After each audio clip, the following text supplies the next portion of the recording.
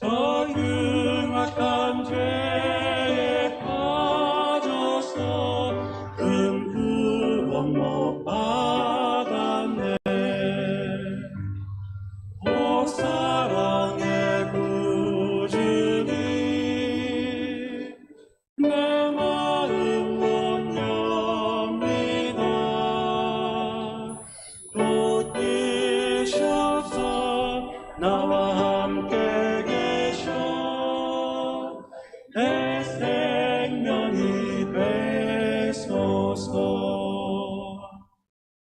죄악에 두들 인생을 심히 불쌍히 여기사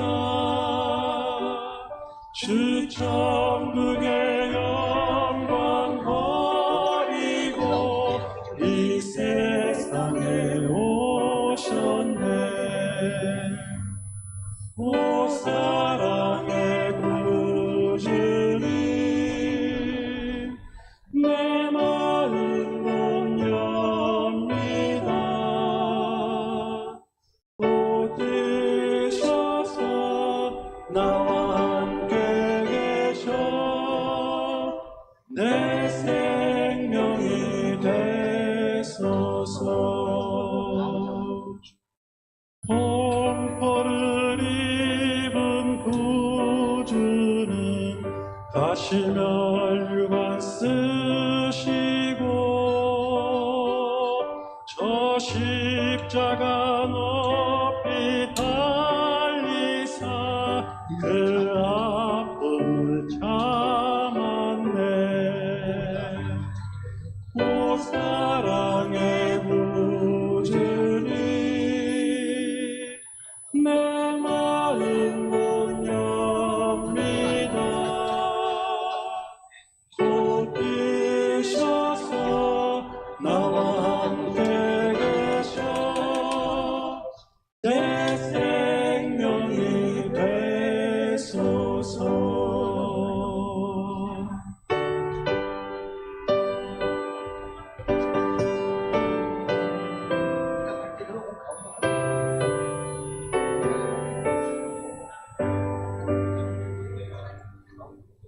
미련한 이내 인생은 주의 공로를 모르고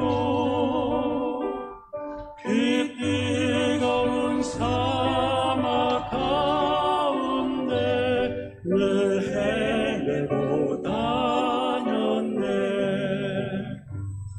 오 사랑의 구주님, 내 마음 못 엽니다. 곧 드셔서 나와 함께 계셔 내 생명이 되소서.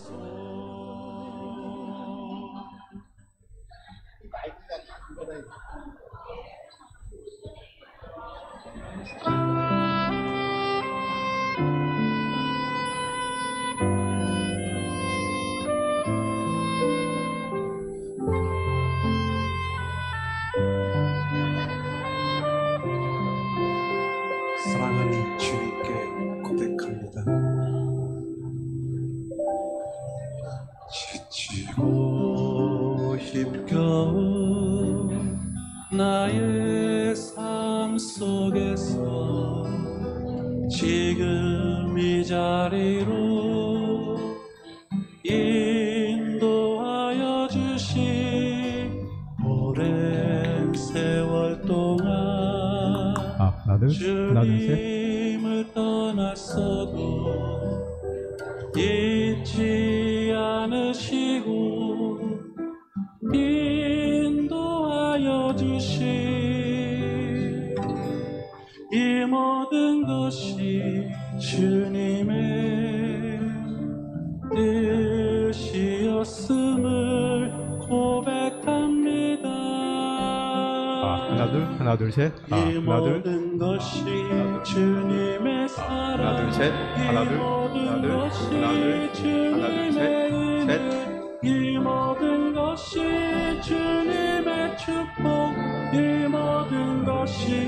주님의 기쁨.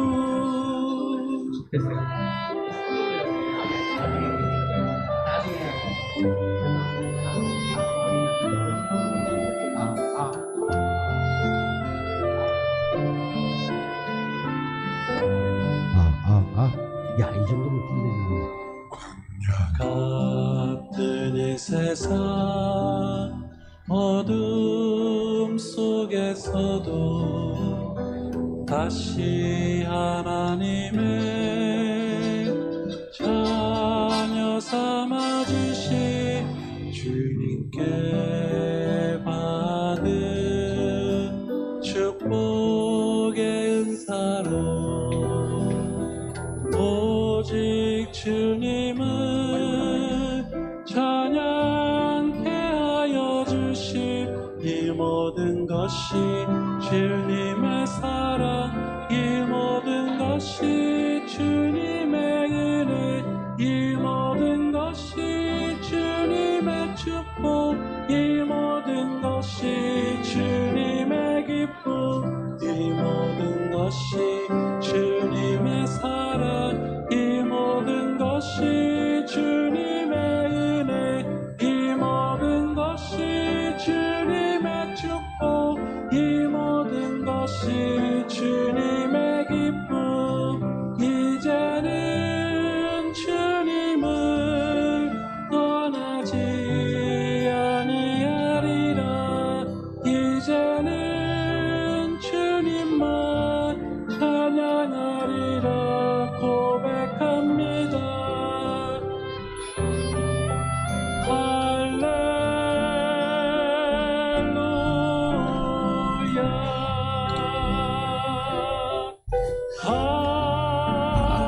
네, 안녕하세요. 네, 반갑습니다. 오늘 드디어 이제 우리 금요일 벌써 5일째 순서가 됐습니다. 우리 한 주 동안 또 잘 와주시고 또 특별히 또 함께 노래도 너무 잘 따라 불러주셔서 너무나 감사했습니다. 오늘 또 오늘하고 내일 남았는데요. 남은 2일간 더 뜨겁게 함께 찬양하고 노래하길 원합니다.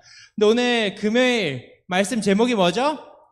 네, 행복한 웨이터입니다. 제가 사실 개인적으로 이 6개의 강의 중에 오늘의 제목이 가장 기대가 되는 것 같아요. 그래서 오늘 어떤 이야기가 우리의 마음을 또 울릴지 함께 기대하는 마음으로 뜨겁게 노래했으면 좋겠습니다. 우리 처음으로 행복 찬양 함께 해보겠습니다.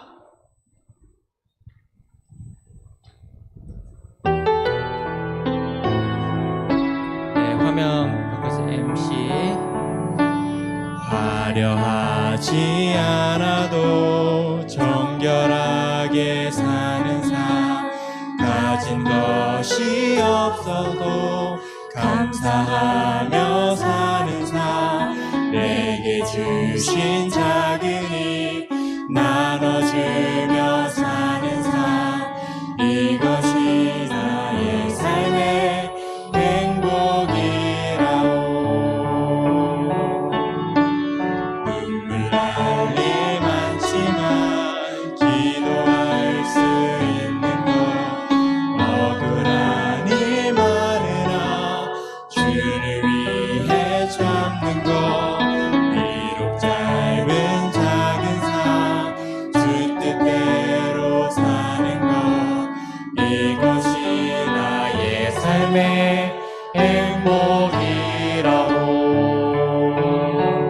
이것이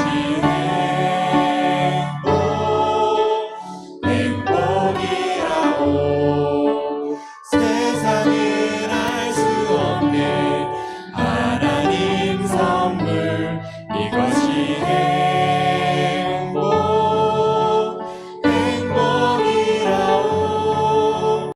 하나님의 자녀로 살아가는 것, 이것이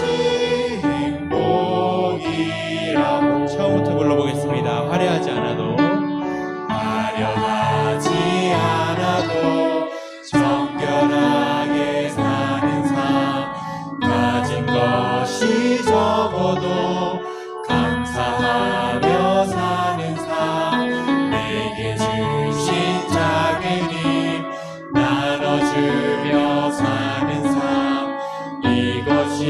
나의 삶의 행복이라고.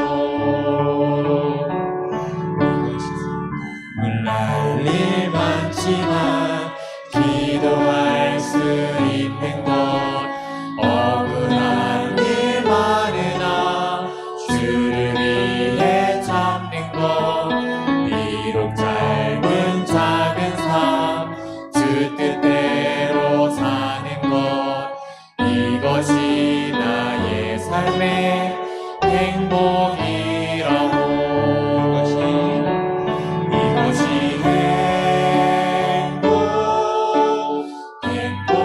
행복이라고. 세상은 알 수 없는 하나님 선물, 이것이 행복이라고. 하나님의 자녀로 살아가는 것, 이것이 행복이라고.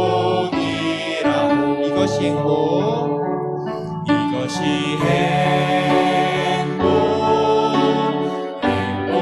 행복이라고.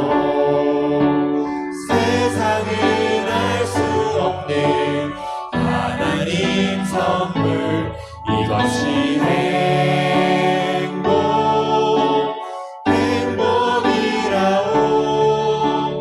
하나님의 자녀로 살아가는 것, 이것이 행복이라고.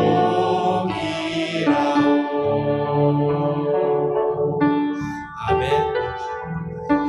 네, 우리가 이 행복이라는 것을 항상 찾기 위해 열심히 애쓰고 노력하지만 뭔지 찾기 많이 힘들어하기도 합니다. 그리고 우리가 우리의 삶의 방향을 어떻게 살아가야 할지 때론 갈피를 잡지도 못하기도 합니다. 하지만 이번 한 주 말씀을 통해, 이 찬양들로 통해 우리의 삶의 방향이 무엇인지, 우리 삶의 행복이란 무엇인지 정말 깨닫고 진정한 행복의 삶으로 함께하게 되길 간절히 바랍니다. 다음에 우리 세상을 사는지에 함께 찬양해 보도록 하겠습니다.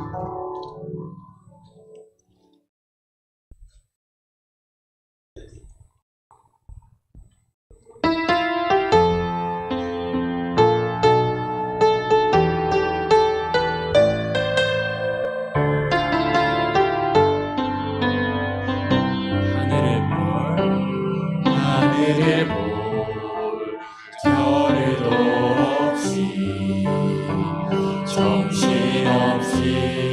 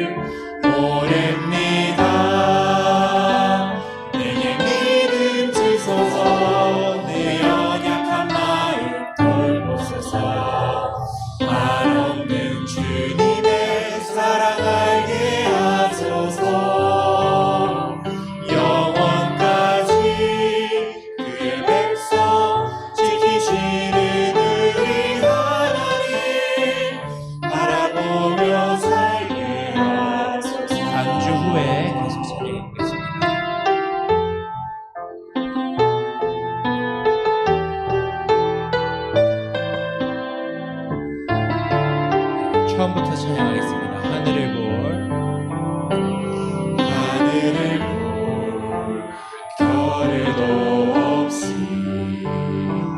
정신없이 세상을 살다가 마음에 먹먹하니 내 삶을 짓누를 때 그제서야 주님을 찾습니다. 행복을 느낄 겨를도 없이 분주하게 세상을 살다가 인생의 거부함이 내 삶을 짓누를 때 그제서야 주님을 찾습니다. 언제나 사랑의 주님은 그 자리에서 끝까지 놓지 않고 붙드시는데 부족한 내 마음은 아직 돌아올 줄 모릅니다. 내게 믿음 주소서 내 연약한 마음 돌보소서 한없는 주님의 사랑 알게 하소서 영원까지 그의 백성 지키시는 우리 하나님 알아보며 살게 하소서. 내게 믿음 주소서 내게 믿음 주소서 내 연약한 마음 돌보소서 한없는 주님의 사랑 알게 하소서 영원까지 그의 백성 지키시는 우리 하나님 알아보며 살게 하소서.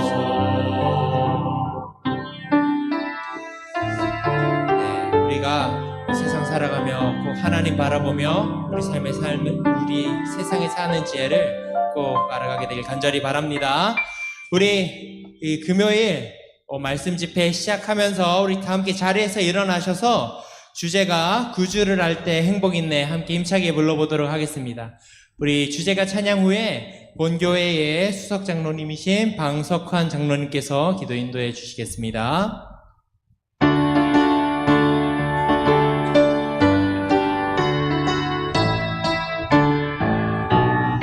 구주를 알 때 행복 있네 그 사랑 안에 거함으로 내 맘이 참 변화오던데 주는 나의 행복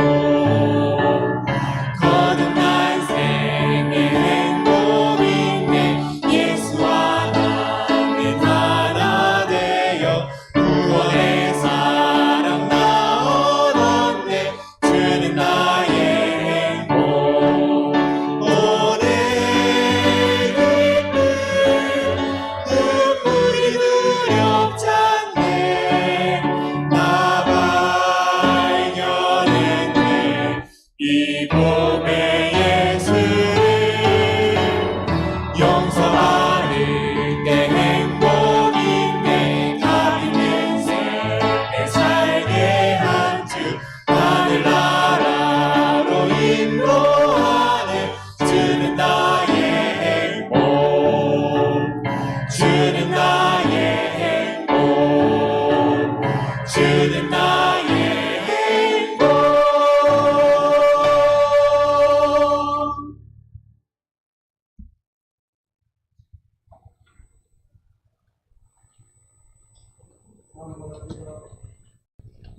사랑과 자비가 풍성하신 감사하신 하나님, 우리 중앙교회를 사랑하셔서 하반기 전도회를 열 수 있도록 인도하시니 주님의 은혜 감사합니다. 하나님 아버지, 구주를 알 때 행복 있네라고 하는 주제로 우리가 큰 은혜를 받을 수 있도록 도와주신 은혜 또한 만만이나 감사드립니다. 우리가 예수님을 알아갈 때에 참 행복을 느낄 수 있도록 주님께서 함께하여 주시옵소서. 예수님의 이름으로, 예수님의 마음으로 대화를 할 때 서로에게 위로가 되게 하시고, 예수님의 마음으로 소통하고 공감할 때에 우리가 서로 행복을 느끼는 진정한 그리스도인이 될 수 있도록 인도하여 주시옵소서. 이제 오늘은 행복한 웨이터라고 하는 소제목으로 말씀을 주실 때 성령님 함께 하셔서 우리 마음 가운데 큰 감동이 일어나게 도와주시고, 목사님께서 주시는 말씀을 잘 이해하고 우리 생활 가운데 적용함으로 해서 진정으로 행복이 무엇인지를 깨닫게 도와주시옵소서. 그리하여 이 땅에 사는 동안 행복하게 살다가 우리 주님 다시 오실 때 하늘나라에 다 같이 함께 가는 우리 모두가 될 수 있도록 인도하여 주시옵시고, 한 사람도 나고자가 되지 않도록 주님께서 지켜주시고 인도하여 주시옵소서. 감사하신 예수님의 이름으로 기도드리옵나이다. 아멘.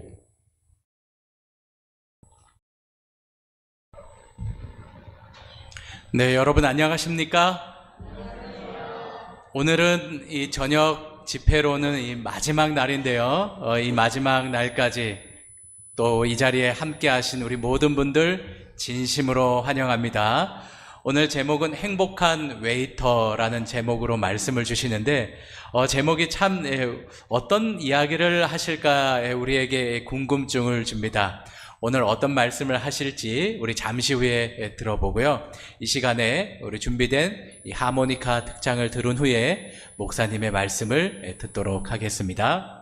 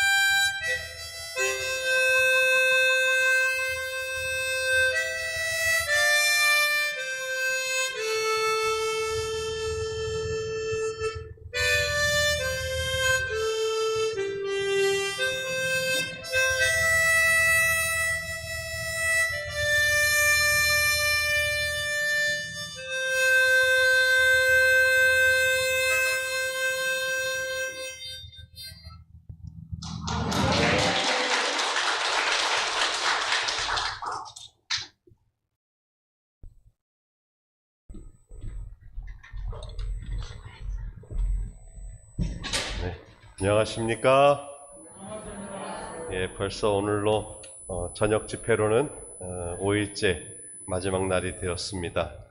또 이렇게 집회를 시작하기에 앞서서 아름다운 선율로, 하모니카 선율로 하나님께 찬양을 돌리고 우리 마음에 깊은 감동과 울림을 주신 두 분에게 진심으로 감사를 드립니다. 저보다 연배가 많으신 분들이 여기 계시지만은 감히 나이 얘기를 좀 하겠습니다. 나이가 들면 이제 우리 남자들도 여성 호르몬이 많이 나온답니다. 제가 처음에 이 하모니카 연주 소리를 듣고 여기 앉아 있는데 왠지 이렇게 눈물이 글썽글썽해요. 어떻게, 저 MBTI T거든요. T는 이 think, 이성적인 사고를 하는 사람인데, 그 F가 또 갑자기 저한테도 F 기질이 있었나 봅니다. 그래서 이 F는 feeling, 감성이라는 부분인데, 사람에 따라서 사고형이냐 또 감성형이냐를 이렇게 나누기도 하는데, 사회학자들은. 그런데 저는 사회학자들이 주로 이성에 의해서 판단하는 사람이라고 저는 믿어왔는데 꼭 그런 것만은 아닌가 봅니다. 이렇게 아름다운 선율로 또 감동을 주셔서, 이런 감동을 받으면 어떤 이야기를 제가 전해드린다 할지라도 좀 마음이 살짝 더 열리죠? 예, 이제 편안한 마음으로 이 시간 분주한 한 주를 보내셨을 텐데, 이 세상의 모든 무거웠던 마음의 짐들을 다 내려놓으시고 오직 하나님의 말씀을 들음으로 여러분들의 마음속에 하늘의 참 평화가 가득하게 되기를 간절히 바랍니다. 이번 한 주간 동안 행복에 대한 이야기를 쭉 나눴습니다. 첫째 날, 둘째 날까지 복습하긴 그렇고, 셋째 날 무엇이 우리를 행복하게 하는가? 바로 예수 그리스도를 믿는 믿음이 있어야 된다. 그리고 그 대상은 바로 구주, 예수님을 알 때 행복이 있고 예수님을 믿을 때에 행복이 있는데, 오늘은 행복한 웨이터입니다. 이야기가 어떻게 전개될까요? 예수님을 알 때 행복이 있고, 그분이 정말 나를 사랑하고 내가 신뢰할 만한 분이다라는 믿음이 생겼을 때 역시 행복한데, 알고 믿었으면 행복한데, 이제 알고 믿는 그분을 만나면 얼마나 더 행복할까요? 여러분, 예수님 만나셨습니까? 아직 우리의 눈으로 직접 만나보지는 못했습니다. 앞으로 우리 모두가 예수님을 만나게 될 텐데, 그때는 언제이냐? 바로 예수님이 재림하시는 때에 이 지구는 멸망하고 하나님의 사랑하는 백성들은 예수님께서 구원하시고 우리는 그분을 만나서 영원한 생명에 이르게 될 것입니다. 그래서 오늘 우리는 아직 예수님의 재림이 이르러오지 않았지만은 어떤 마음으로 그분을 기다려야 하는가? 그 기다리는 사람을 조금 영어로 쓰면 뭐요? 웨이터예요. 물론 식당에 가면 웨이터들이 있습니다. 고급 식당에 가면. 그래서 어떻게 해요? 이렇게 수건 같은 거를 탁 둘러서 혹시라도 어디 누가 오물을 흘리면은 이렇게 닦아주고, 또 음식이 나오면 이렇게 서빙하는 사람을, 그리고 또 다른 주문이 있으면 그것을 받기 위해서 기다리는 사람을 웨이터라고 그러는데, 오늘 저는 그 웨이터를 꼭 말하는 것이 아니라 기다리는 사람, 특별히 우리의 일상에서 정말 무수히 많은 기다림이 있습니다. 그런데 누구 약속을 했는데 말입니다, 맨날 늦어요. 그런데 그날도 또 늦었어요. 그런데 그 늦은 친구한테 여러분이 인내심을 갖고, 늦었구나, 오늘도 변함없이 늦었구나, 나는 기다리는 게 취미야, 이런 사람 있어요, 없어요? 없어요. 기다리는 거 누구나 다 싫어합니다. 예. 어디 기다림이 취미가 될 수 있어요? 성경에 이 기다린다는 용어가 여러 번 등장합니다. 그런데 제가 그 중에서도 짧은 구절 한 4개를 빨리 볼게요. 잠언에 보면은 이런 말이 있어요. 여호와를 기다리라. 그가 너를 구원하시리라. 여러분, 이 구절만 보면 기다릴 가치가 있어요? 있어요. 왜? 기다리면 구원해 주신다는데, 그러고 보면 성경은 기다리는 거를 꽤 좋게 얘기해요. 이사야 25장에도 이는 우리의 하나님이시라. 우리가 그를 기다렸으니 그가 우리를 구원하시리로다. 아까 성경절하고 또 비슷해요. 아까 성경절 잠언은 솔로몬이 한 이야기인데 선지자 이사야는 말하기를 우리가 기다리면 우리를 구원하실 거야. 선지자 또 다른 예레미야는 말하기를 무릇 기다리는 자에게 여호와께서 선을 베푸신다. 성경에는 기다리면 이렇게 구원도 주시고 선도 준다고 그러는데 참 늦는 사람, 습관적으로 버릇처럼 늦는 사람 기다리기 정말 어렵습니다. 그냥 요즘 말로 손절하고 싶은 겁니다. 하박국 선지자도 말합니다. 구약의 여러 많은 선지자들과 왕이 말하기를 더딜지라도 지연될지라도 기다려라. 지체되지 않고 정령 응하리라. 기다리면 하나님께서 구원하시겠다. 기다리면 선을 베푸시겠다. 그렇게 말씀하시는데 막상 살면서 무언가를 혹은 누군가를 기다려보면 기다리는 것은 몹시 지루하고 괴로운 일입니다. 저도 한 달에 한두 번 정도 집 근처에 일요일 오후면 대형 마트에 가서 장을 봅니다. 그런데 제가 부산에 와보니까 부산은 생각보다 이 대형 마트가 많진 않아요. 왜냐하면 보니까 이 재래식 시장이 굉장히 많이 발달했어요. 뭐 여기저기 막 영주 시장부터 해서 막 자갈치 시장부터 해서 재래식 시장이 많이 발달돼 있고, 막상 시장에 가보니까 저는 서울에 살다 와서 그런지 물가가 왜 이렇게, 글쎄 여러분들은 뭐 늘 이 가격이 이 물가 이 가격이 이 가격이니까 뭐 그냥 그렇게 체감을 못 하실지 모르겠는데, 서울에서는 칼국수 9,000원에서 10,000원, 또 시내에 들어가면 12,000원인데 여기는 뭐 한 7,500원, 또 시장 가면은 또 제가 가봐서 가격표를 보진 않았지만은 더 저렴하게도 먹을 수 있어요. 그럼 어찌 보면 서울의 반값 정도로도 먹을 수 있어요. 그런데 어쨌든 제가 지금 대형마트 얘기하다가 말았는데, 서울에는 뭐 이마트, 홈플러스, 뭐 롯데마트 해가지고서 뭐 이제 굉장히 이 대형마트들이 많고 중간중간 큰 마트들이 많아요.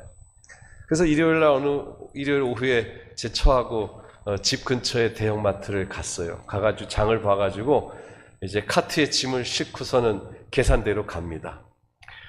계산대로 가서 이렇게 보면은 이제 기다리는 게 싫어서 제가 멀찌감치 계산대를 이렇게 봐요. 봐가지고서 어느 쪽 줄에 보면은 일요일 오후니까 막 사람이 5, 6명 서 있고, 어디는 막 한 3사람이 서 있고, 이상하게 이쪽 한 줄은 사람이 1명밖에 안 서 있어요. 그러면 저도 모르게 발걸음이 빨라져요. 저 한 사람 쪽에 줄 서 보려고 막 이제 카트를 밀고 이렇게 발걸음이 저도 모르게 또 그쪽으로 빨리 가게 됩니다. 가가지고서는 이제 계산을 하려고 봤더니 거기 그 사람이 줄이 하나인 데는 이유가 있어요.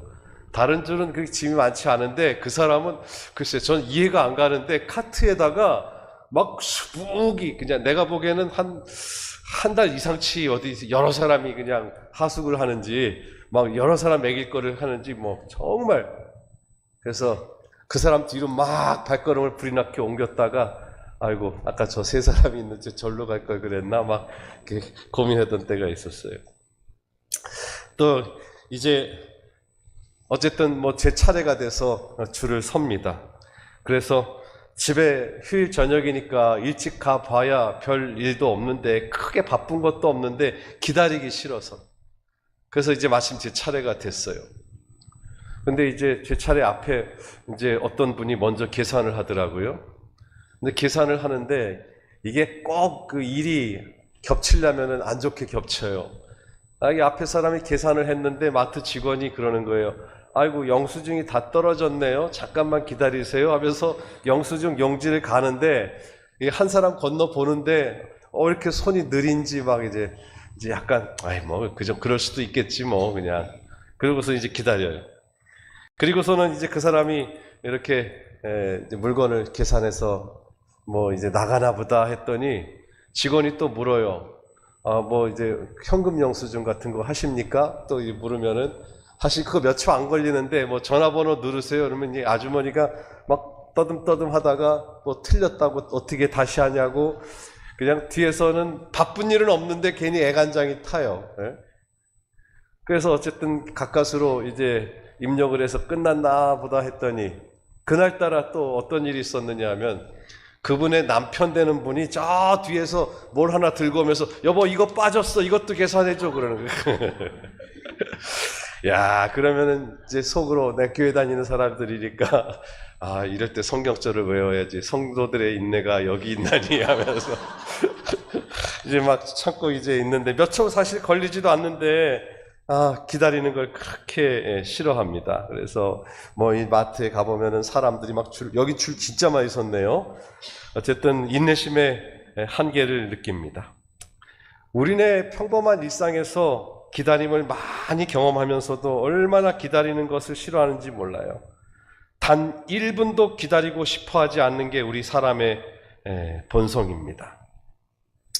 또 언젠가는 제가 뭐 기다림에 대한 뭐 저만의 에피소드가 되게 많은데 뭐 여러분들도 아마 이 자리에 나와서 한번 내가 정말 아주 오래 기다려본 경험을 이야기하라고 그러면은 또 이제 말씀하실 수 있을 거예요. 한 번은 이렇게 자동차를 이제 운전해서 출근을 하는 길이었어요. 그런데 교차로를 지날 때마다 거기 이제 신호등이 있지 않습니까? 교차로의 신호등은 운전자들 사이의 약속이에요. 빨간 신호등이 켜 있으면 어떻게 해요? 멈춰라. 그렇죠? 그런데 그 약속을 지키지 않고 무시하면 내 생명이 위험할 수도 있고 다른 사람을 해칠 수도 있습니다. 그래서 그 신호등에 걸려서 기다려야 하지만은 그것은 약속이기 때문에 반드시 지켜야 합니다. 우리나라 교통법규는 어떻게 되어 있느냐 하면은 운전자가 사거리에 진입했을 때에 황색 신호등이 들어오면 신속히 교차로를 빠져나간다 이렇게 되어 있어요. 근데 제가 회사를 출근하다가 삼육대학교 이제 언덕이 있는 데가 있는데 정말 언덕 위를 열심히 달려왔어요. 언덕 위를 열심히 달려왔는데 그 속도를 받아서 고개를 넘어가면 좋겠는데 거기서 노란불이 들어올 때가 있어요. 그러면 노란불이 들어올 때 이거를 이 속도를 열심히 올라왔는데 멈춰서 기다려야 되나 통과해야 되나 살짝 갈등을 합니다. 그러다가 노란불이 이제 교차로에 진입하기 직전인데 딱 켜져서 저를 반겨주고 있어요. 그러면은 샥 이제 법규대로 샥 신속하게 빠져나가면 그거 사실 보통 신호가 다 바뀌는데 2분 안 바뀌거든요. 야, 시간이 생명이니까 그 시간 2분을 안 기다린 것에 대해서 아주 짜릿한 마음이 들어요. 그런데 제가 아직 성화가 덜 돼가지고 한 번은 제가 진짜 또 이 황색 신호가 들어와서 막 올라갔어요. 저는 막 통과를 했는데 이 룸밀러로 보니까 제 뒤에 차도 통과해 보려고 저를 따라서 막 속도를 높여서 막 쫓아왔는데 저는 통과했는데 그 차는 도저히 안 되겠는지 점점 멀어져요. 통과를 못한 거예요. 그런데 마음이 살짝 기분이 좋아진 거 있죠. 그 사람하고 뭐 아무 상관이 없는데 빨리 이 마음을 좀 좋게 고쳐 먹어야 되겠어요. 어쨌든 뭐 그런 경험들 보면은 사람이 어쨌든 잠깐이라도 이 기다리는 거를 너무너무 싫어하는 모습을 우리 스스로가 깨닫게 됩니다. 그런데 정반대의 경우도 있어요. 기다림이 좋을 때도 있어요. 저는 군대에 있을 때 보직이 사진병이었어요. 어제도 잠깐 엊그저께도 군대 얘기했는데 좋은 보직이었죠. 그 사진을 찍었어요. 그래서 저희 연대에 막 높은 사람들, 뭐 사단장님이 방문하시고 군단장님이 방문하시고 그러면 저희 부대에 그 군단장이면 3스타거든요.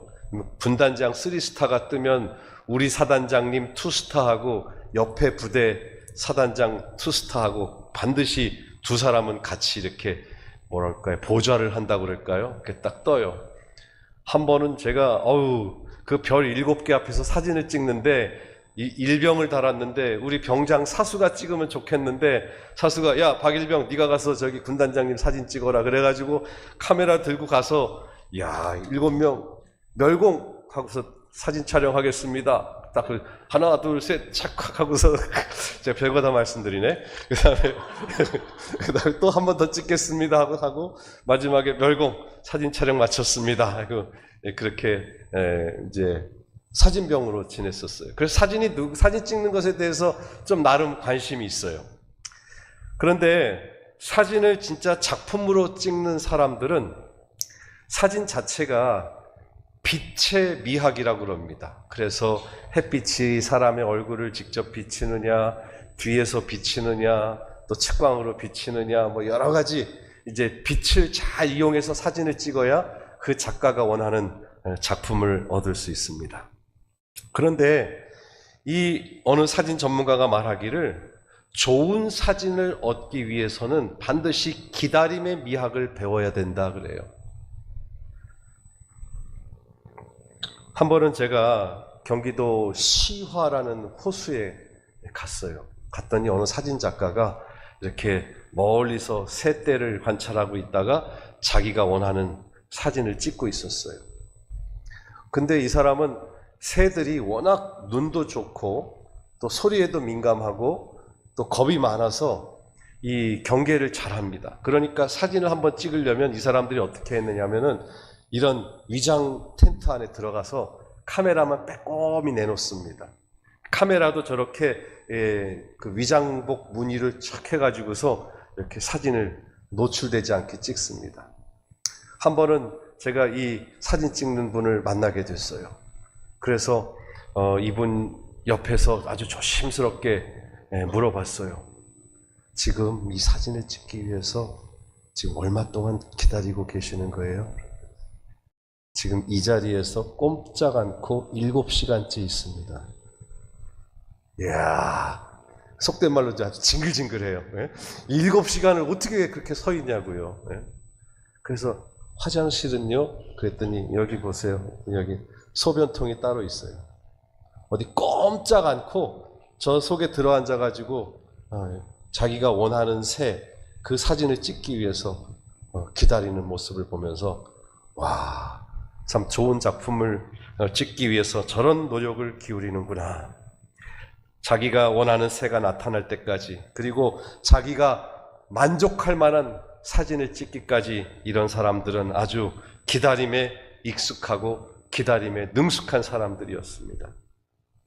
또 한 번 올해 연초에 제가 강원도 철원에서 이 겨울에 독수리 떼가 우리나라에서 월동을 하거든요. 그래서 철원에서 독수리 찍는 사진사를 이렇게 다큐멘터리로 이렇게 인터뷰하는 것을 지켜봤어요. 봤더니 이 사람들도 보통 독종이 아닙니다. 독수리가 겨울에 오고 강원도 철원이니까 여기 부산에 계신 분들은 그 온도가 상상하지 못할 만큼 추워요. 아마 우리 군 생활을 혹시 뭐 철원에서 하신 분은 아실 거예요. 막 영하 25도는 기본이고 30도 막 떨어지는 그 추위에, 그래서 그분들 이제 제작진 PD가 카메라맨하고 같이 독수리 사진 찍는 사람 옆에 갔어요. 갔더니 기본적으로 털바지를 3개를 껴입습니다. 그리고 양말을 막 3켤레 4켤레 그 추운 데서 밤에 그 독수리 사진을 찍기 위해서, 또 낮에도 마찬가지예요. 그냥 하루 종일. 그래서 그 인터뷰에 사진 작가를 인터뷰하는데 뭐라 그러냐면은 아마 독수리 사진 찍는 사진사 치고 발에 동상 안 걸린 사람 없을걸요? 예. 속으로, 아유, 그게 자랑이라고 말씀하십니까? 이랬는데, 어쨌든 그분들은요, 뭐, 자기 그 일신을 생각하지 않고, 정말 기다리고, 또 기다려서 자기가 원하는 작품을 찾으려고 노력합니다. 이 세상에서도 자신이 원하는 장면을 얻기 위해서 정말 온 정성을 다해서 기다리고 또 기다리며 또 열정을 쏟아붓는데 우리도 정말 가치 있고 정말 소중한 분이라면 구주께서 우리를 구원하시고 우리를 사랑하신다는 것을 우리가 안다면 이제는 우리가 그분을 만날 준비를 하고 그분을 만나기 위해서 때로는 그 기다림이 더디고 지체되었다 할지라도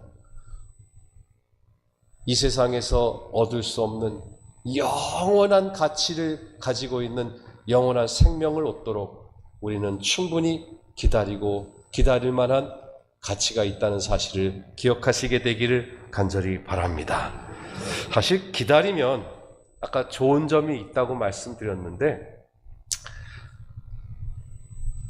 우리 삶 속에서 일상에서 조급하게 행동할 때가 정말 많지 않습니까? 그런데 조금만 기다려보면 마음에 여유가 생기는 때도 많아요. 그러니까 기다림도 종종 우리는 훈련을 해야 됩니다. 그리고 기다렸을 때에 주는 유익들을 자꾸 경험해야 돼요. 맨 처음에 말씀드렸듯이 늦게 오는 사람들에 대해서 기다림이 취미라고까지 말할 필요는 없지만 우리는 기다림에 대해서 훨씬 더 관대하고 여유로운 마음을 가질 필요가 있습니다. 또 제가 출근길 이야기를 한번 말씀을 드리면은 한 번은 제가 출근하다가 이제 자동차에 기름을 넣게 됐어요. 근데 기름값이 조금이라도 싼 데가 있어서 가다가 보면은 이제 한 주유소가 한 대여섯 군데 있는데 잘 알아뒀다가 이제 단골로 가는 주유소가 있어요. 근데 주유소를 딱 가서 저렴하니까 기름을 넣는데 그 주유소의 단점은 뭐냐면 기름을 넣고 나오면 이제 바로 직진을 해야 되는데 사거리가 있어요.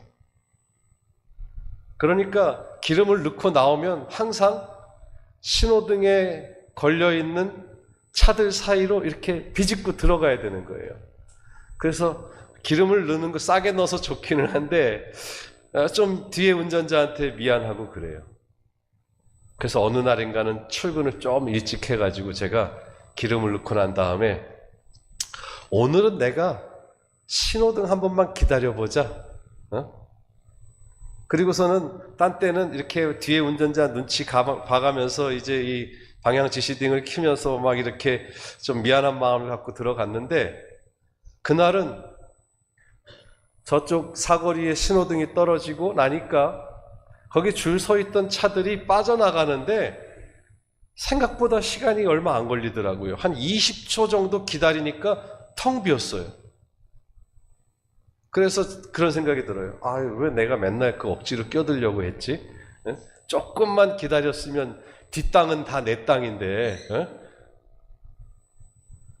그래서 이제 그때 이후로는 이제 주유소에서 기름을 넣고 그냥 웬만하면 조금 더 기다려 버릇하니까 마음이 얼마나 여유롭고 운전할 때도 그렇게 편한지 몰라요.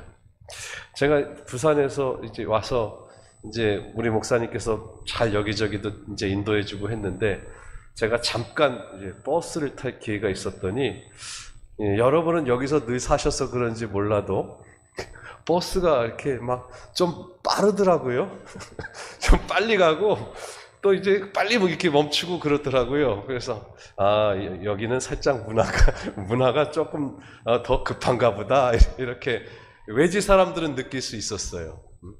그래서 좀 천천히 출발하고 글쎄 모르겠어요. 버스에 탄 승객들은 좋겠죠. 뭐 목적지에 이렇게라도 하면 좀 빨리 갈 수 있으니 그 목적을 달성해주는 이 기사가 이쁠 수도 있는데 또 이제 낯선 곳에서 탄 사람들은 이렇게 막 가고 이렇게 제껴지고 하니까 여기 좀 여기 문화가 그런가 보다 그러고 이제 제가 받아들였습니다. 어쨌든 조급하지 않음으로 인해서 우리 마음의 여유를 갖는 그런 훈련도 필요합니다. 또 여러분들 뭐 텔레비전 인기 프로그램 중에 그 오은영 박사 잘 알죠? 이분이 한 번은 인터뷰를 하는데 15초만 참으랍니다. 화가 날 때 조급하게 화가 났는데 바로 받아치지 말고 그 이야기를 들었을 때 혹은 그 상황에 직면했을 때에 그 감정이 확 올라왔을 때에 15초만 참으면 훨씬 더 이성적으로 그 상황을 통제할 수 있다고 합니다. 간혹 애기 엄마들이 어디 외출을 하려고 그러는데 제가 지금 오늘 성경 얘기를 전혀 안 하네. 상관없어요? 일단 결론 얘기할 때 말씀을 드릴게요. 이 애기 엄마가 애기와 함께 외출하려고 하면 보통 엄마들은 애기를 먼저 시켜 놓고 엄마는 이제 머릿속에 뭘 해야 될지를 딱 미리 생각해 놓으니까 이제 빨리 데리고 나가려고 하는데 이제 애기를 잘 씻기고 그다음에 옷도 예쁜 것을 잘 깨끗하게 입혀놨어요. 잠깐만 기다려. 엄마 금방 이제 옷만 갈아입고 나오면 돼.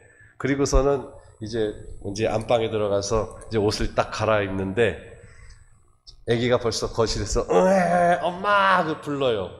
그럼 이제 예감이 불길하죠. 얘가 뭔가 사고를 쳤는데 보면은 이제 예쁘게 옷을 깨끗하게 입혀놨는데 옷에 뭘 쏟아가지고서 이렇게 옷을 더럽혔어요. 그러면 이제 엄마는 이제 확 올라오죠. 내가 지금 그럴 때 어떻게 하라고요? 오은영 박사님이 15초만 참아라. 아기에게 그 분노의 감정을 곧바로 터뜨리지 않고 또 이성적인 판단을 하고 화가 나지만은 화를 다스린다면은 정말 오히려 그 상황이 생각보다 이렇게 심각하게 발전하지 않는다고 하는 것입니다. 성경 이야기를 안 했다고 그랬는데 성경에도 보면 정말 위대한 성경의 인물들이 잘 기다리지 못한 예를 성경에서는 이렇게 공공연하게 다 밝혀냅니다. 창세기 15장 5절에 하나님께서 아브라함에게 말씀하십니다. 아브라함을 불러놓고서는 아브라함이 후손이 없었거든요. 그랬더니 하나님께서 아브라함에게 밤하늘의 저 별을 봐라. 내가 너의 후손을 저 밤하늘의 별과 같이 그리고 네 발에 펼쳐진 저 모래알을 봐라.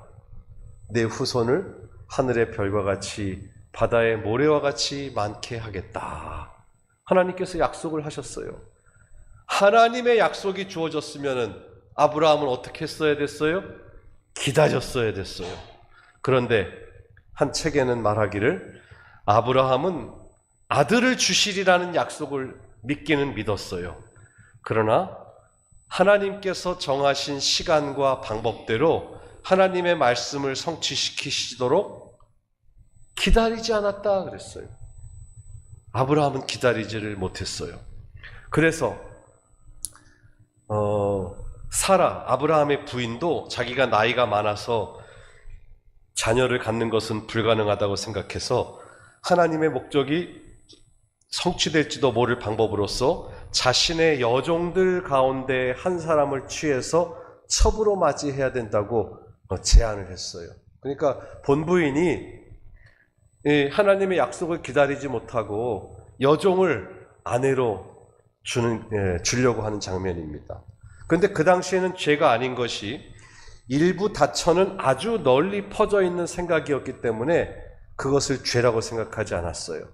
그래서 노란색 글씨에 아브라함은 그의 여종 하갈과 결혼을 했는데 그의 가정뿐만 아니라 후대까지 하나님의 약속을 기다리지 않음으로 인해서 나쁜 결과가 이르러 왔다. 그렇게 이야기하고 있습니다.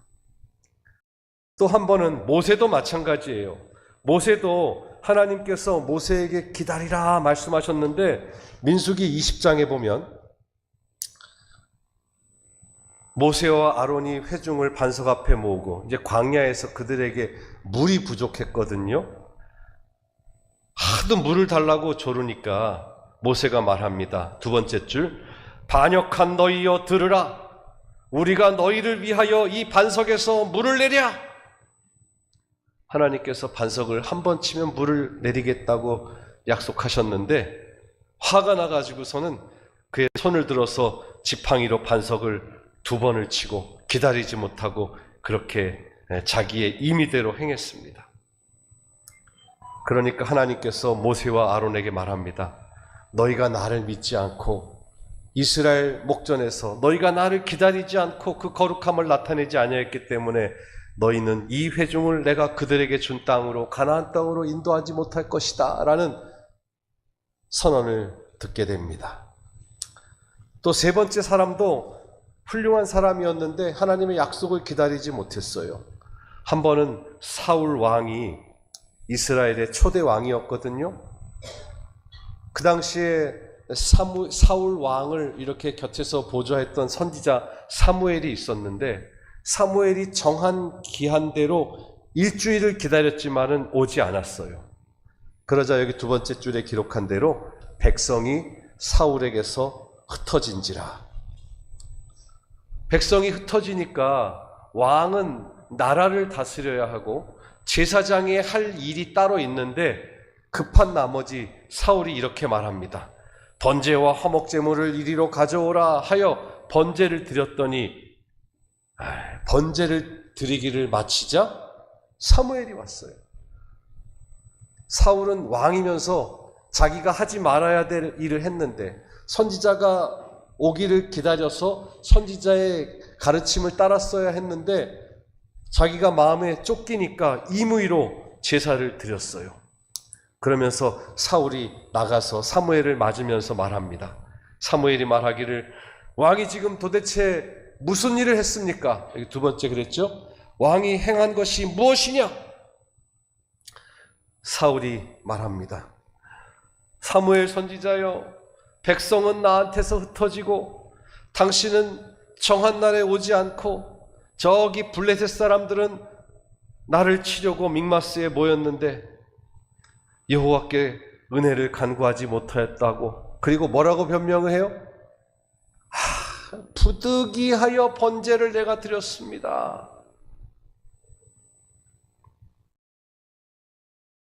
그 결과 사울 왕은 선지자로부터 이런 말을 듣습니다.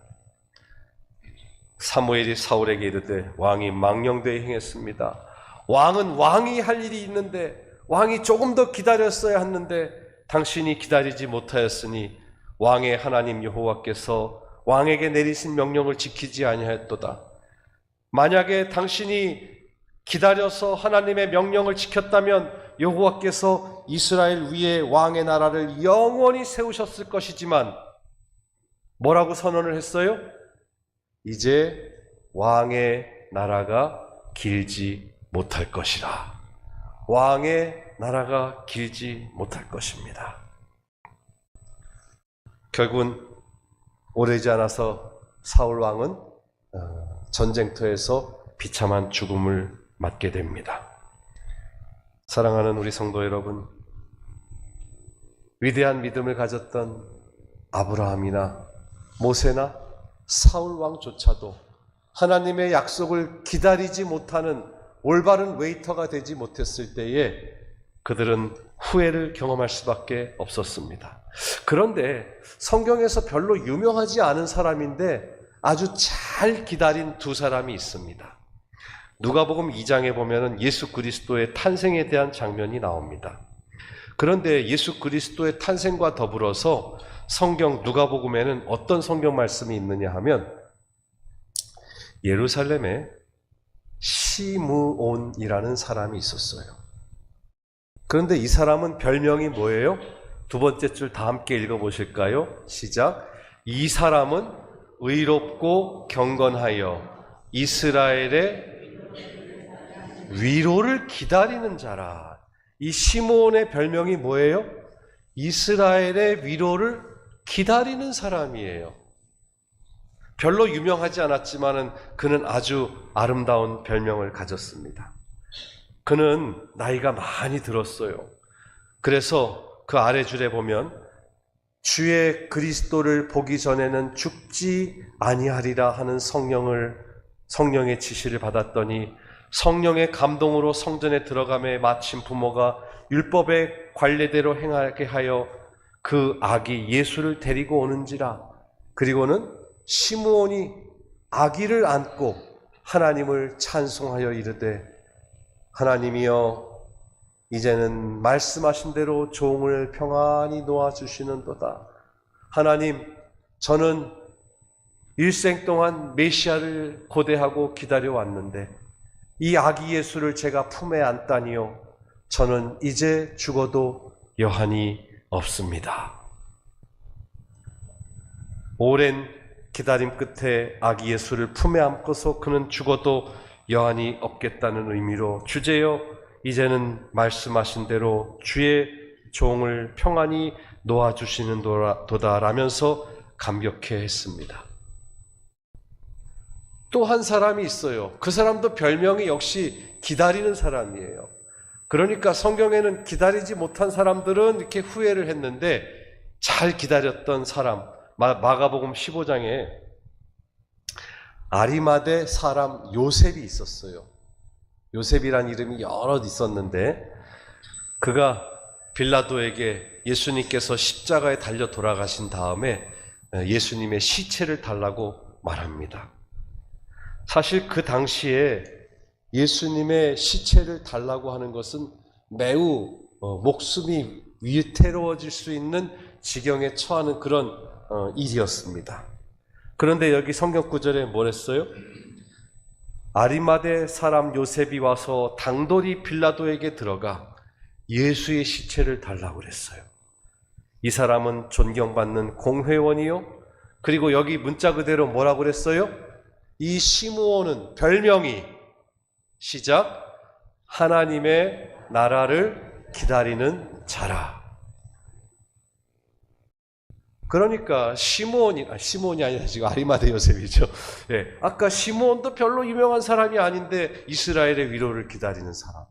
아리마대 요셉도 성경에 아주 짤막하게 등장하는 사람인데 하나님의 나라를 기다리는 사람이라는 아름다운 별명을 가졌습니다.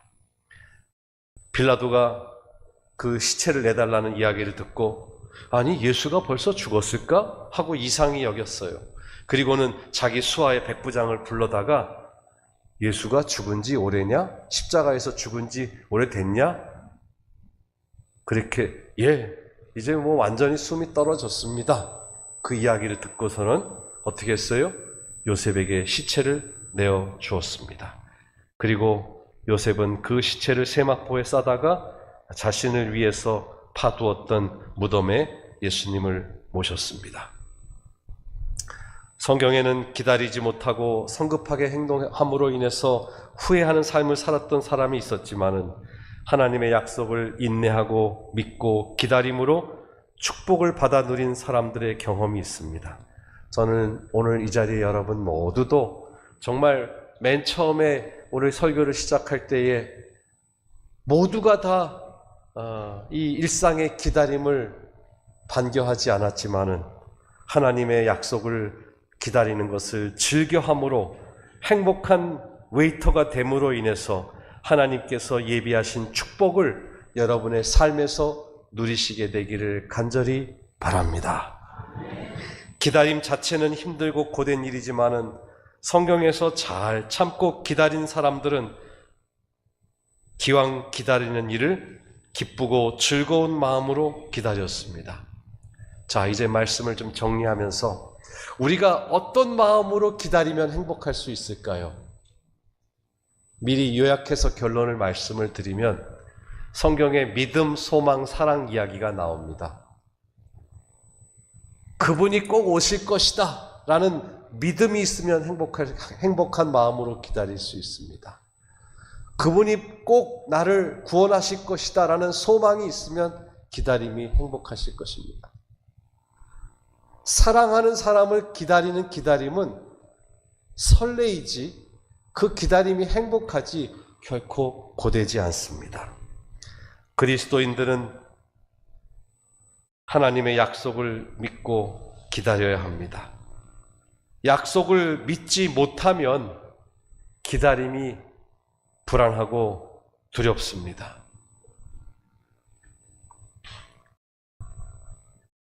성경 로마서 8장 25절에 보면 믿음과 기다림에 대해서 이렇게 이야기하고 있습니다. 우리가 보이지 않는 것을 믿고 바란다면 참으면서 기다려야 한다. 농부가 봄에 밭에 씨를 뿌렸어요. 이제 농부에게는 어떤 시간이 필요합니까? 가꾸면서 결실하기까지 기다려야 그 수확을 거둘 수 있습니다. 그리고 그 씨를 뿌린 것이 적당하게 물을 주고 적당하게 햇빛을 받으면 자랄 것이라는 믿음이 있어요, 없어요? 있어요. 내가 믿어야지 이런 마음은 아니지만 결실할 것을 믿는 때가 있으니까 기다리는 겁니다. 그런데 농부가 의심이 많아가지고 야, 이거 잘할까?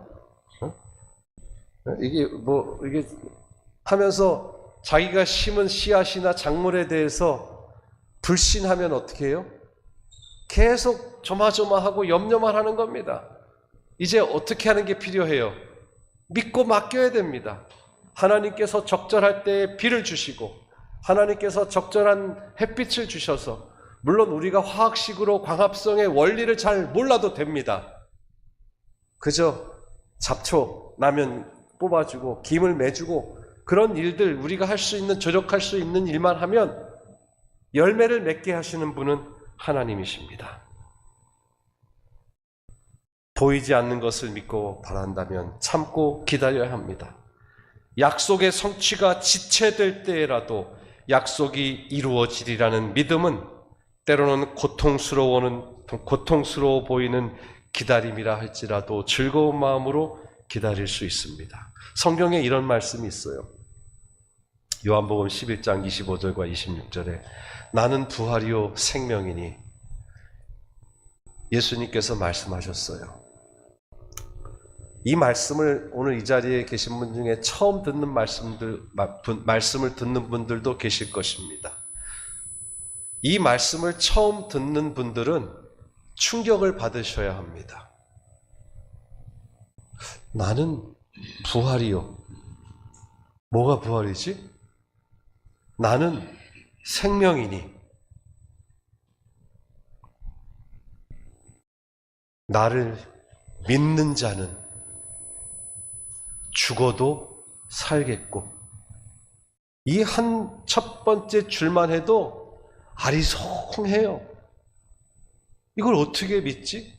죽어도 살겠고 그리고 무릇 살아서 나를 믿으면 영원히 죽지 아니하리라. 이것을 내가 믿느냐? 누가 하신 말씀이에요?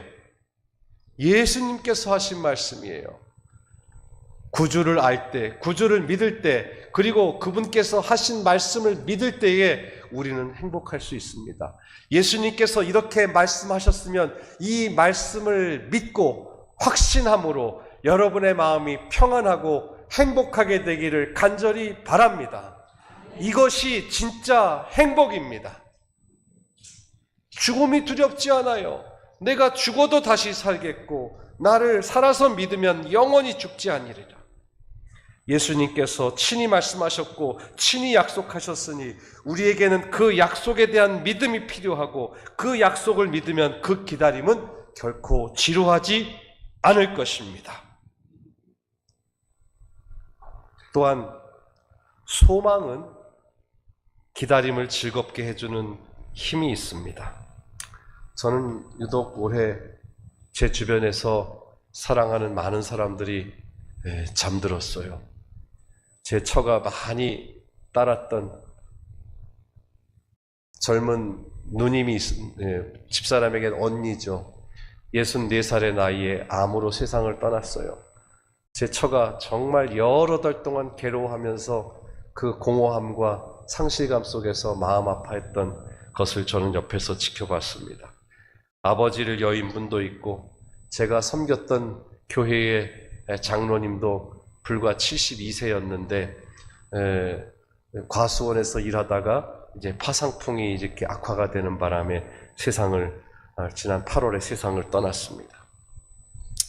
이 세상에 남은 그 유족들의 마음에 사랑하는 사람을 다시 만날 마음에 간절한 소망이 얼마나 간절한 소망이 있겠습니까? 다시 사랑하는 사람을 만나기까지의 그 기다림의 시간이 얼마나 길게 느껴지겠습니까? 그러나 극한 슬픔 중에도 재림의 소망, 부활의 소망은 우리로 현재의 슬픔을 이겨낼 수 있도록 해줍니다. 기쁨 가운데서 다시 만나는 그날까지 기다리며 버틸 수 있는 힘을 주는 것이 소망입니다. 믿음, 소망, 사랑, 이 세 가지는 항상 있을 것이라 그랬습니다. 절망 중에도 소망이 있으면 기다릴 수 있습니다. 우리는 주께서 속히 재림하시라는 생각으로 힘을 얻도록 하자. 이 소망이 우리들의 마음에 기쁨이 되게 하자. 세 번째로 기다림이 즐거워지는 법은 사랑하는 것입니다. 동서고금을 막론하고 특별히 이 누가복음에 보면 15장에 탕자의 비유가 나옵니다. 사실 사랑하면 기다림이 즐거워지는데 부모 자식 관계를 보면 자식이 부모를 더 사랑하는 것 같아요? 부모가 자식을 더 사랑하는 것 같아요? 어리석은 질문인데, 예. 그렇죠? 그래서요, 부모는요, 자식을 절대 포기 못하고 좀 엇나가도 어떻게 해요? 기다려요. 부모는 자식을 더 사랑하니까 기다려요. 물론 자식도 부모를 기다립니다. 사랑하니까. 그러나 굳이 비교한다면 자식은 부모를 기다려주지 않는 때가 참 많아요. 그러나 부모는 포기할 수 없어요. 탕자의 비유에 보면은 이 아버지, 집을 나간 아들, 젊었을 때 호기롭게 아버지, 저에게 줄 유산이 있지 않습니까? 그 분깃을 나에게 미리 주십시오 라고 해서 아버지 집을 떠났어요. 세상에서 허랑방탕하게 친구들과 지내다가 결국은 돼지의 지엽 열매를 같이 얻어먹으면서 그가 마음속에 그래도 아버지에 대한 희망이 있습니다. 그래서 어떻게 해요? 그래, 일어나서 아버지 집으로 가자. 아버지는 적어도 나를 아들로는 안 받아줄지 몰라도 나를 기다리고 있는 것은 분명해. 그래서 아버지한테 뭐라고 그래요? 저를 아버지의 집에 종의 한 사람으로 받아달라고. 그 아버지가 오냐, 일꾼 마침 부족했는데 종의 한 사람으로 오너라 이랬어요? 아니에요. 무슨 소리냐? 너는 아들이야. 네가 누더기를 걸치고 이 이상한 몰골로 왔어도 너는 내 아들이야. 손에 가락지를 끼우고 자기의 겉옷을 벗어다가 다른 종들이 볼까 무서워서 그냥 거적대기 쓴 그 아들을 자기의 옷을 입히면서 신발을 신기고 아들의 지위를 갖게 합니다. 우리를 사랑하시는 하나님 아버지께서도 우리가 하나님을 사랑하는 것보다 하나님께서 저와 여러분을 몇십 배, 몇백 배, 몇천 배, 몇만 배 더 사랑하신다는 것을 기억하시기를 바랍니다. 하나님은 여러분을 포기할 수 없으신 분입니다. 하나님은 어떤 희생을 치르셨어요? 하나님이 주실 수 있는 가장 귀한 것이라고 표현하기 어렵죠. 하나님이 주실 수 있는 가장 귀한 그분을 십자가에 죽기까지 독생자 예수 그리스도를 우리 위해서 주셨습니다. 그래서 우리가 하나님께 돌아오기를 하나님께서는 기다리고 또 기다리십니다. 하나님께서는 폭군과 같은 존재로 냉혹하신 분으로 나타나지 않을 것이며 오히려 회개하고 돌아온 아들을 품에 안기 위하여 간절히 기다리는 아버지처럼 우리 앞에 나타나실 것이다. 혹 잠시 여러분의 삶 속에서 하나님을 멀리했고 하나님을 등한히 했다면 여전한 사랑으로 여러분을 사랑하시는 하나님 앞에 나오시는 여러분이 되기를 간절히 바랍니다. 하나님은 우리를 기다리지만 이제 그분을 다시 만나는 우리는 정말 행복한 웨이터들이 되어야 되겠습니다. 분명 기다림은 싫은 일이지만은 여기 한 구절, 약속에 대한 믿음이 있으면 기다림도 행복합니다. 약속에 대한 소망이 있으면 기다림도 행복합니다. 우리가 사랑하면 기다림도 지루하거나 괴롭지 않고 오히려 그 기다림이 설레이고 행복합니다. 우리가 그분을 만날 준비가 되어 있으면 기다림도 행복합니다. 세상의 많은 기다림이 괴롭고 힘들고 지루한 기다림이지만 우리 삶 속에 하나님의 약속을 기다림으로 기왕 기다릴 거라면 행복한 기다림, 설레는 기다림이 많아져야 되겠습니다. 우리의 온 인류의 역사를 통틀어서 그 수많은 기다림 가운데 우리 모두가 가장 고대하는 기다림은 우리의 구원이 온전히 이루어지는 예수 그리스도의 재림이 아니겠습니까? 예수 그리스도의 재림이 우리의 생각보다 늦어진다고 방심하지 말고 그 재림이 조금 늦어진다고 포기하지 말고 인내하며 기다리시기를 바랍니다. 기다림을 지루하게 느끼는 불행한 웨이터가 되지 말고 기다림을 기쁘게 여길 줄 아는 행복한 웨이터들이 다 되시기를 간절히 바랍니다. 우리보다 우리를 더 사랑하셔서 지금까지 오래도록 참으시고 기다려오신 우리 예수님의 다시 오심을 간절히 기다리셨다가 영광 중에 다시 오실 우리 주님을 기쁨 중에 맞이하실 수 있게 되기를 간절히 바라면서 오늘 말씀을 마치겠습니다. 다 함께 머리 숙여서 기도하겠습니다. 하늘에 계신 거룩하신 아버지 하나님, 죄악 중에 아무 소망 없이 살던 저희들을 구원하기 위하여 독생자이신 예수님을 십자가에 죽으시기까지 허락하신 하나님의 놀라운 사랑과 은혜를 인하여 감사합니다. 이 자리에 머리 숙인 우리 모두가 이토록 놀라운 하나님의 사랑과 은혜를 깨닫게 하여 주시옵소서. 죄 많고 연약한 저희들을 위하여 영원한 하늘집을 예배해 두셨사오니 저희로 주님과 함께 그곳에서 영원토록 행복한 삶을 살 소망을 잃지 않게 하여 주시옵소서. 때로 주님의 재림이 늦어지는 것처럼 보이고 더딘 것처럼 여겨져도 곧 다시 오시겠다고 약속하신 우리 주님의 약속을 굳게 믿는 믿음을 저희에게 더하여 주시옵시고 인내하며 기다리는 저희 모두가 되게 하여 주시옵소서. 우리 모두가 우리 주님 예비하신 영원한 하늘나라에서 하늘의 참된 평안을 누리고 영원한 행복을 누릴 수 있게 하여 주시옵소서. 예수님의 이름으로 간절히 기도하옵나이다. 아멘.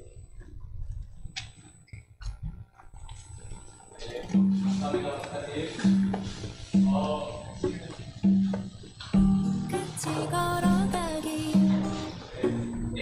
혼자 뛰어가지 않기 조심스레 주위를 살피며 줄을 따라 걸어가기